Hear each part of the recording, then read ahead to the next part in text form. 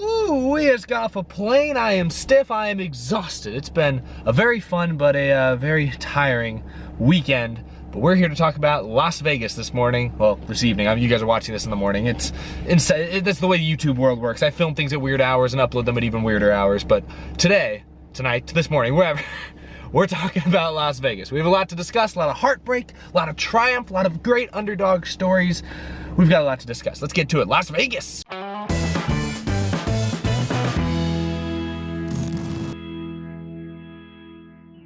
How's it going, y'all? My name is Eric and welcome to Out of the Groove in my car once again, but I'm back in my apartment. I've gotten off the airplane. I am not even jet lagged. I didn't really leave this time zone. Honestly, really the traveling wasn't that bad at all, but it was an exhausting weekend. But I want to start off by saying a huge thank you, not just to all of you who watch these videos, who have subscribed, who've supported the channel for all these years, or even if you've just been watching a couple weeks or a couple days.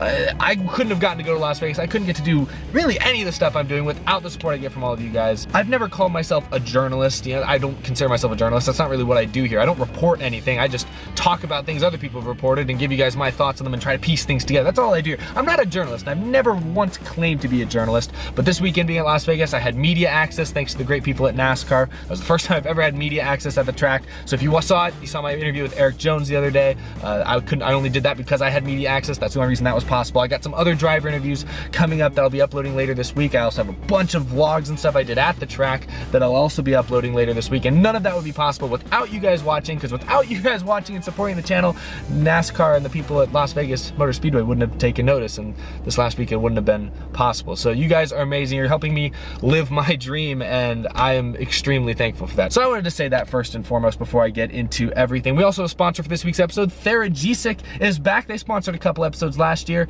They're back and they're sponsoring today's episode of Out of the Groove. We'll have a little segment later on sponsored by Theragesic, so shout out to them. All right, let's talk about Las Vegas Motor Speedway. Where should we start with this thing? You know what, this is kind of unconventional, but let's just look at the top finishing results from this race. You see the top 20 there. So Joey Logano got the win, his first win of the year. He is the now two-time defending winner of the Pennzoil 400. See how this works? Denny Hamlin's now won the last two Daytona 500s, and now Joey Logano's won the last two Pennzoil 400s. Is this just gonna be a trend? Is this just how this year's gonna work? Nah, but Joey Logano wins the race. You see a lot of interesting names there. I just realized I need to check my phone to see all the stats, and my phone's also what's lighting me right now because it's midnight. But yeah, as you can see, great day for Team Penske. All three, if you count DiBenedetto, all four of their cars really in the top 11. A 1-2 punch here. Matt DiBenedetto ties his career best finish with second. Let's talk about Matt DiBenedetto for a second. His second race with the Wood Brothers, and he's runner-up. I don't know, we'll talk about the finish of the race here in a second, but you know, he didn't run top 5 really at all today. He ran top 10. He had a great day. He still looked like a playoff contender, which I think Matt DiBenedetto really good shot at this year. But second place, that's got to be great. I mean, everyone likes Matt DiBenedetto. That's a great story. That's what I'm saying. This race had a lot of great underdog stories like that. Ricky Stenhouse third, Austin Dillon fourth, Jimmy Johnson, his first top 5 since that crazy rain-shortened finish at Daytona last July. It's been since July. That's great to see, though. Bubba sixth. A lot of great stories here in this top. I mean, it got Ty Dillon with a top 10. I mean, we can't omit that, but that's not the focus. I want to talk about this race kind of just as a whole, because this is a pretty good race. I want to talk about the young drivers, because the young guns, for a good portion of today's race, they showed up. I've given them grief, and rightfully so, I'd say, the last couple of years. You know, the Chase Elliott's, he's starting to break through and win races on a regular basis, but you know, the Ryan Blaney's, the Kyle Larsons, the William Byrons, etc., etc. A lot of these younger drivers have not taken the series by storm the way many people hoped and some people predicted. So I've kind of been a little down on them. But this week, this race today, earlier today, they were on it. Chase Elliott dominated stage 1, stage 2. He had the best long run car in the field by far. I think I even tweeted it that this looked like the most dominant oval car that I've seen Chase Elliott have in his entire Cup Series career. I mean, he was, oh my gosh. Ryan Blaney was in the top 5 all day long. William Byron really impressed me. I'm really looking forward to seeing what he can do this year, because last year with Chad Knaus,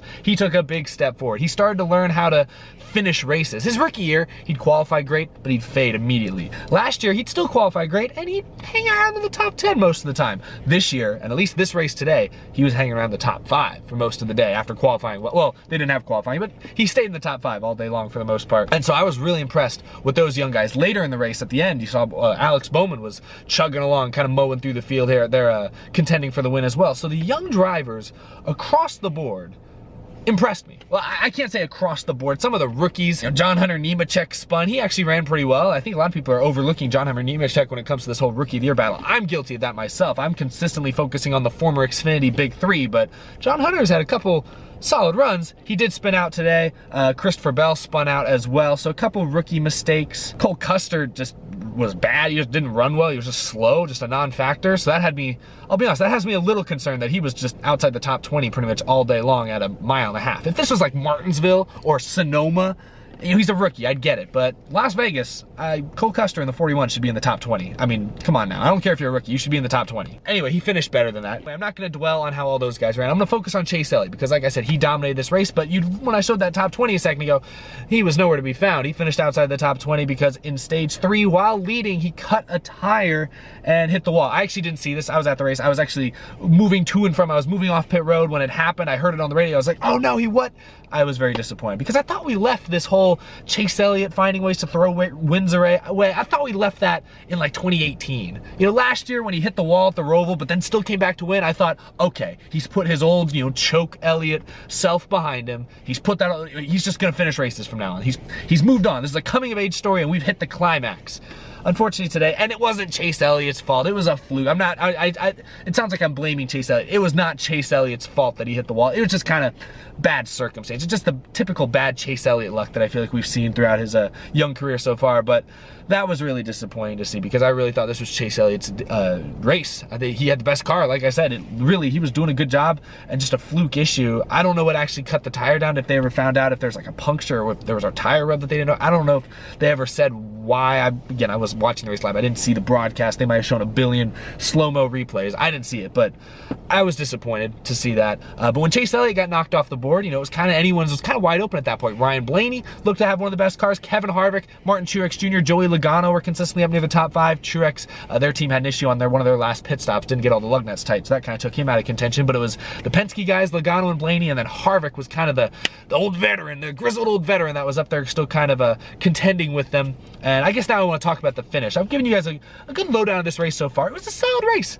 I mean, I feel like last year's Las Vegas races, I remember the spring race was decent, had a cool finish, Keselowski was trying to chase down Logano. It was kind of a fun finish, but not a super thrilling race. The fall race last year at Vegas, I don't remember hardly. I feel like that was a very forgettable race. It was like 100 degrees, I feel like, at the track, if I recall. I will say at first, it feels like this race today was more entertaining than both those races. It was just overall better paced. You had some long runs early on, but you had some cautions, you had some short runs, you had some spins, you had some drama late, obviously, and that's what I guess I'll get to now. That was maybe the one damper on the race was the finish. I like chaos to some extent and entertainment for entertainment's sake, but I kind of wanted this race to end under green. You had Ryan Blaney, who was kind of the second best long run car all day, trying to hold off Alex Bowman, who was coming out of nowhere and coming on strong. I thought that was going to be Blaney versus Bowman. That was going to be a 1v1 I wasn't going to expect, but I was excited for. And then Ross Chastain filling in for Ryan Newman, of course, spun out with like 5 to go or 6 to go. Kind of a lazy spin, but NASCAR's got to be consistent. I don't have a problem with them throwing the caution there. But then on that last restart,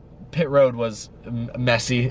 Joey Logano working with his new crew chief this year, Paul Wolf. Yeah, Paul Wolf's working with Logano. Remember, Penske swapped everyone around. I'm trying to remember who's with who now. But Logano working with Paul Wolf.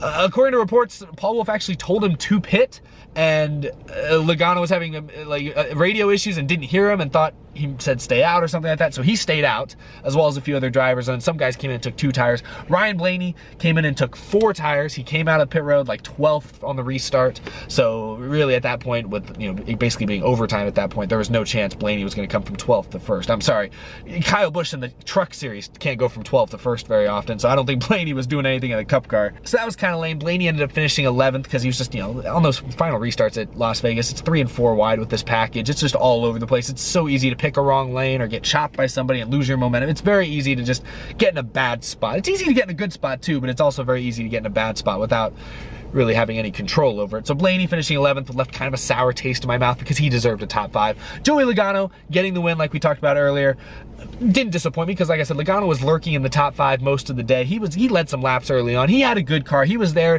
to take advantage when it was all said and done. But ultimately what it came down to is Logano's old crew chief, Todd Gordon, who's now working with Blaney, told Blaney to pit. That really ended Blaney's chances of winning. Obviously hindsight's 20/20, but that seemed like a questionable call at the time. But Logano maybe he stayed out on purpose and just says that he didn't hear his crew chief, he didn't hear Paul Wolf. Maybe Logano was like, what are you thinking, Paul? I'm just gonna stay out. I don't know. I think he probably didn't hear him. I'm sure there was a miscommunication, but it worked out for the best.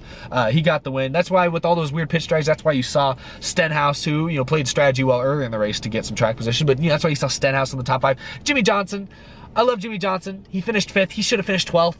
You know, some of these other guys like Matt DiBenedetto finishing 2nd. I love Matt DiBenedetto, great story. He should have finished 8th or 7th, wherever he was running. Yeah, that's the only thing about this finish that's a little screwy, but it's NASCAR. Luck always comes into play. You know, you need to have a great car, you need to execute, your team needs to hit the pit stops, you need to make the right adjustments, all that great stuff, but if you want to win a NASCAR race, you always need some luck. Or at the very least, you can't have bad luck. You know, Blaney with, you know, Chastain spinning out there at the end, Blaney had bad luck in this race. He also had a tire rubber. He had bad luck. And Logano just kind of stumbled his way into a win here. But yeah, great to see. You know, the Pennzoil car wins the Pennzoil 400. It was still a fun finish. I know they wrecked, you know, on the front stretch, so they finished the race under caution technically, but it was still an exciting restart. Good race overall. Solid for 1.5 miles, definitely. Crowd was great at Las Vegas, actually. At Las Vegas, I know they took a lot of seats out, but that place still sits, I think, close to 70,000 fans in the main grandstands, and that place was mostly full. There was easily 60,000 people there. And compare that to some other tracks, you know, Phoenix only seats 40,000. So this place had, you know, 50% more people than Phoenix is capable of having. This place had a bigger crowd than Martinsville's had ever, because Martinsville doesn't seat more than 60,000. There's a pretty good crowd for Las Vegas, especially given that Las Vegas now has 2 dates a year. So a lot of fans that used to only go to the one, it used to be a big event, it was the one Las Vegas race a year, got to go to it.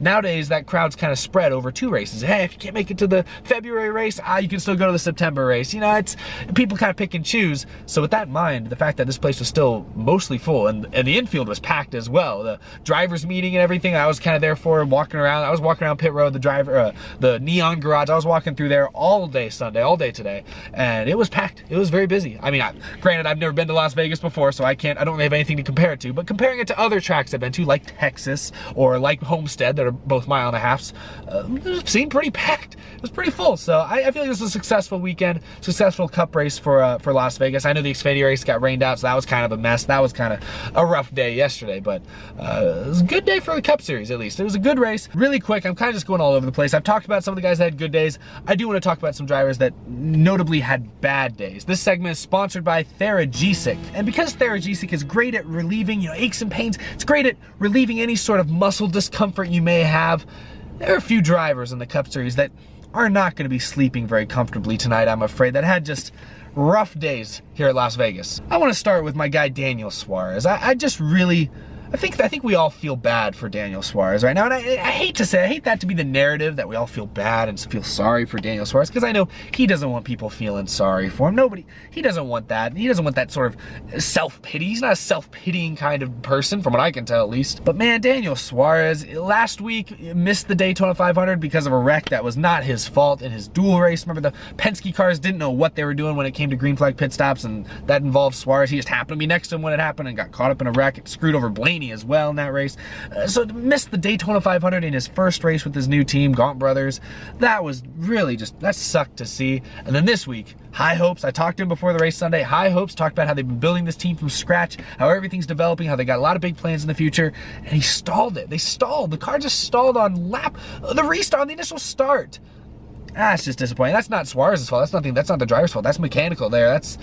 You can't put that on Daniel Suarez. You really just do feel bad for him. He came back to finish. He got a top 30 in this race. So, I mean, he got something out of it. But yeah, Daniel Suarez, just tough start to this year, man. Really hate to see it. I also want to talk about Ross Chastain. Ross Chastain was filling in for Ryan Newman, and he was kind of hard on himself after the race as well.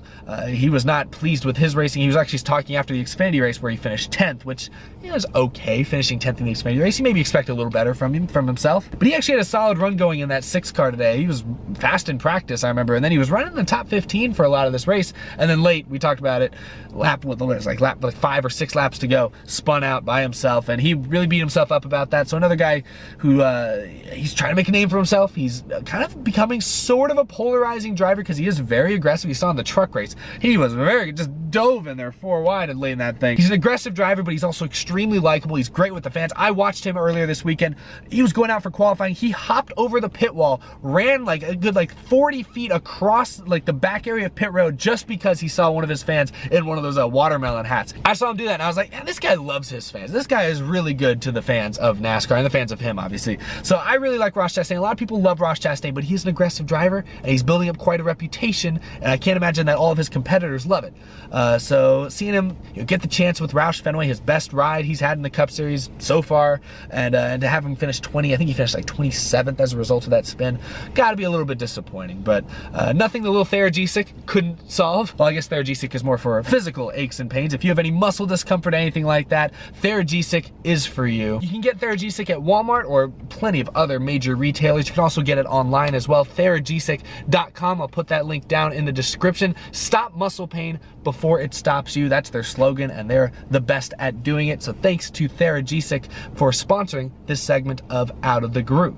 We'll go and slap this thing on the Groovy Gauge here. I won't keep you guys waiting. I know you guys are here for the Groovy Gauge. I feel like I gave the Clash too low of a score. I gave the Clash a 50%, really because I didn't know what to make of it. I was entertained by it, but I was also kind of embarrassed by it. I didn't know what to make of it. I should have given it a slightly higher score, in hindsight. It had a great finish, but the Groovy Gauge is definitive. The Groovy Gauge, I can't go back on it now. Groovy Gauge is final. Talking about Las Vegas though, I'm gonna give this a good 80% on the Groovy Gauge. I feel like that's pretty high for a mile and a half. I don't give mile and a half races super high scores too often. Last year, I know the All-Star race, I think the 600 got a pretty good rating, if I recall correctly. Those were fun races. Kentucky was fun. Kansas had some moments. But this one, 80%. This was, like I said, it was a great race. The finish, if it had ended under green, I'm convinced we would have had side by side between Blaney and Bowman at some point there late in that thing, and it was going to get intense for sure. Two young guys that are in contract years gunning for the win there head to head. That was going to be really fun to watch. So the finish left a slightly bad taste in my mouth. This might have been a little higher if not for the finish being kind of randomized the way it was, but it was still a good overall race, well paced, some long runs, some short runs, some fuel strategy. I like Las Vegas. I feel like Las Vegas is kind of, when did they repave this track? It's been like 10 years or so, 10 or 12 years. I feel like it's been a while. Needless to say, I think Las Vegas Motor Speedway is kind of in its prime right now as a racetrack. There are some mile and a halves that are in their primes, others that aren't. You know, Las Vegas, there's 2 or 3 lanes to run. The drivers could pick and choose. Really, obviously it was dependent on air, especially when they're in traffic, but depending on where you were in the run, you could run the top, bottom, middle, low middle. It was great to watch in that sense. I'm gonna give it an 80%. This was a solid race, especially for a mile and a half. Finish, I wish it stayed green because that would have been really cool to see Blaney versus Bowman, but beyond that, good race, fun race. It was interesting. The Joe Gibbs Toyotas were non-existent today. I'm gonna go off topic. This is kind of all free-flowing because I'm kind of just riffing as I go here. But the Joe Gibbs cars, I mean, I was there all weekend. You know, they unloaded and they had some illegal stuff in their front ends, and you saw the 11, the 18, and the 95 all got hit with 10-point penalties in the standings. Got hit with L1 level penalties and lost their starting positions. You know, that was a big deal. And I feel like once they were hit with that penalty, that kind of threw Joe Gibbs' game plan out the window. Toyota just had a rough day. Suarez stalling at the beginning, of course, but even that, I mean, no Toyotas. I mean, when we looked at that top 20, no Toyotas in the top 14. I think Kyle Busch in 15th was the best finishing Toyota. That is, and that's not just because of the random pit stops at the end. No, I mean, they just ran bad. I mean, Eric Jones was 29th during stage 1. Hamlin went a lap down at the end of stage 1. It was rough. It was a rough day for Joe Gibbs Racing. So it was very interesting. A lot of parity in today's race. A lot of drivers that led laps, a lot of new faces and different faces shuffling towards the front at different points in this race. It was fun. It was a good race. So 80% on the Groovy Gauge, but let me know what you guys think down below. What did you guys think of this race? Did you enjoy it? Did you not enjoy it? I look forward to reading all of your responses as always. Be sure to follow me on Twitter, follow me on Instagram. Big thank you, of course, to my amazing Patreon supporters. I could not do this show, and of course, I say this all the time, but I could not go to the racetrack, and hopefully you guys enjoy my coverage over there. I did a live stream the other night during the rain delay. A lot of people tuned into that. That seemed to be having a good time, and I really couldn't go to the track and do all that stuff without the support I get from you guys on Patreon. So if you want to continue to support me this season, you can check out that top link down below. I greatly appreciate you guys. It really, really means a lot. It really helps out more than you can imagine. Shout out again to Thayer Gesick for sponsoring this episode. And yeah, we'll be back at it later this week. I have a ton of videos to edit. Interviews, like I said, vlogs from around the track. Saw a lot of great things this weekend, and I can't wait to share them with you. So we're gonna have a lot of videos this week. Obviously, Out of the Groove, I'll have to do at least one more video this week because I'm sure there's gonna be some news that breaks that we're gonna have to discuss and unpack on the show. So yeah, get ready. Your sub boxes might get a little flooded this week. I'll be at Auto Club this coming weekend, so the grind just continues, but it's fun. It's amazing. So I'll see you guys there. But thanks for watching, guys. I will see you again very, very soon with another video. So thanks for watching, guys. Thanks for the support. I'll see you soon.